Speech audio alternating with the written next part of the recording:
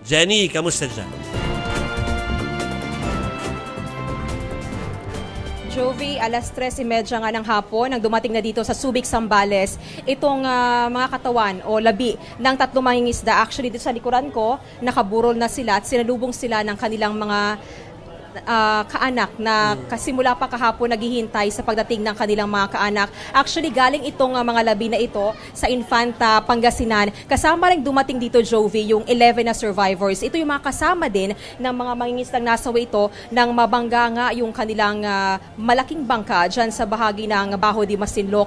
At ito, tuloy-tuloy na yung pagdating ng ating mga kapatid o kamag-anak nitong mga nasawing mangingisda. At sinabi mo nga kanina, nagpaabot na ng tulong, pakikiramay itong si Pangulong Bongbong Marcos. Pero ang pakiusap din ng mga, lalo na ng mga survivor, maging sana din sila ay matulungan dahil wala na silang hanap buhay, nasira na yung kanilang malaking bangka at trauma yung kanilang inabot sa trahedyang ito doon nga sa bahagi ng Baho de Masinloc, Jovi.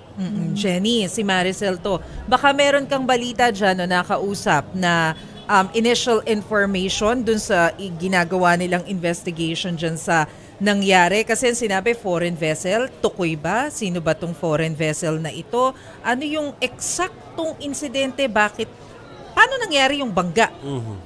At hindi agad nakasaklolo?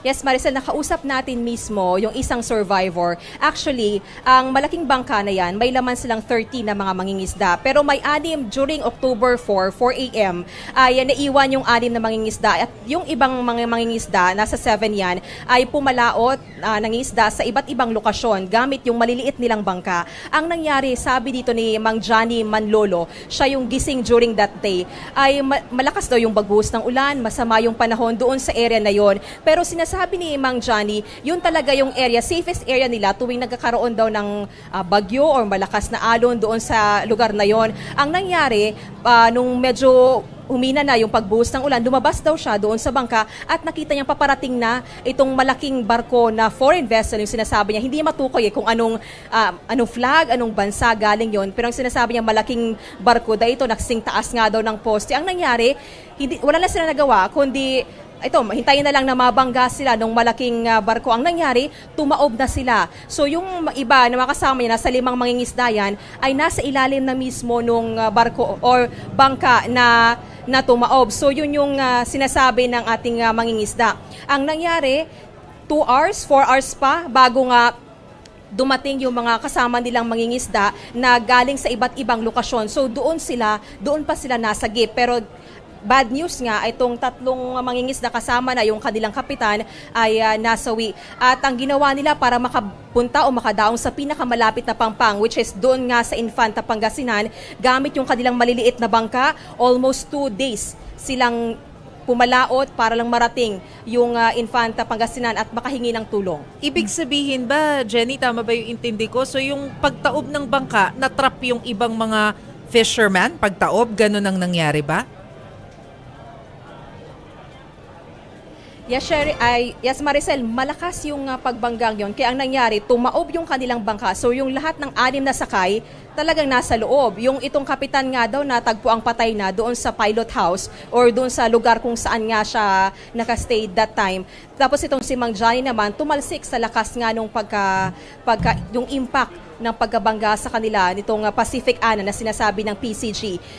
Kaya ang nangyari, talagang yung iba, 3 yung ibang 3 survivor, talagang sinasabi nga nila, himala na lang yung nangyari sa kanila kung bakit sila nakaligtas dito sa malagim na trahedyang ito.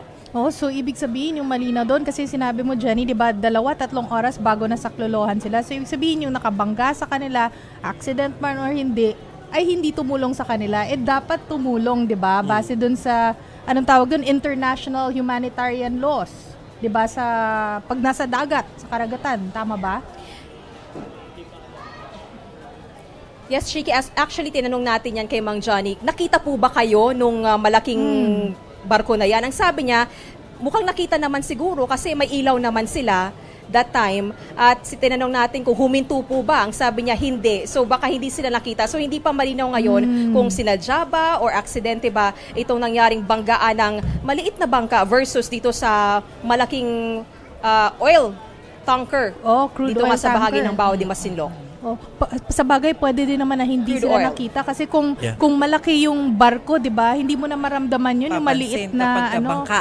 bangka. Oo, posible rin naman. Mahirap mag-assume ngayon. Oo. Okay. Sige, with that, hayaan mo natin mag-cover. Plus, idagdag mo pa, Yes, pa. Chiki, yung masamang panahon, makulimlim, malakas yung buhos ng ulan. So, malawak na area yun eh. Correct. So, hindi talaga mapapansin kung maliit lang yung bangkang yun. Okay. With that, ay magpasalamat muna tayo kay Jenny Dongo na alam ko kailangan mag-cover dahil maghahanda for Frontline. Oo, Thank you very much, Jenny, for that report.